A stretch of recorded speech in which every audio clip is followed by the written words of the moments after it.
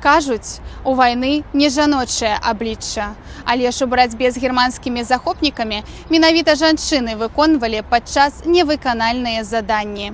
Наш распавед пра адзін са шматлікіх гераічных подзвігаў беларускіх жанчын.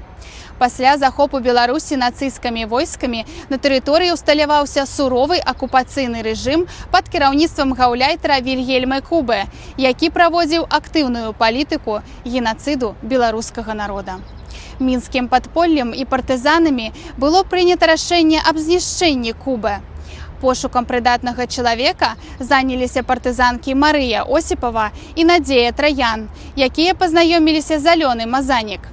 Яна якраз на той час працавала хатняй работніцай у доме гаўляйтара і згадзілася дапамагчы ў яго ліквідацыі. 21 верасня 1943 года Алёна Мазанік здолела ўсталяваць міну пад ложкам гаўляйтара. І ноччу намеснік Гітлера ў Беларусі, вінаваты ў гібелі больш за 400 000 чалавек беларусаў, рускіх, яўрэяў, быў забіты.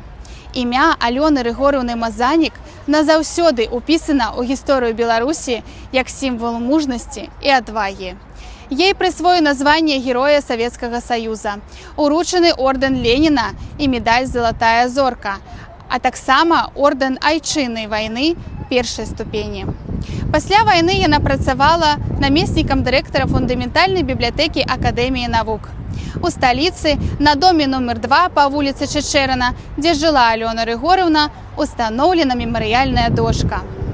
Перамога ў вялікай айчыннай вайне далася савецкаму народу нялёгка. Мільёны чалавечных ахвяр, тысячы разбураных гарадоў і незлічонная колькасць загубленых лёсаў. Вайна, якое жудаснае слова, сціскае сэрца ад яго ва ўсіх. Жанчына на вайне гучыць сурова. Салдат, снайпер, медсестра, яна за ўсіх.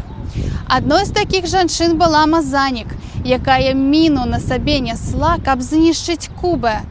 Немцаў ён пасланнік. Забіла ката. Усё яна змагла.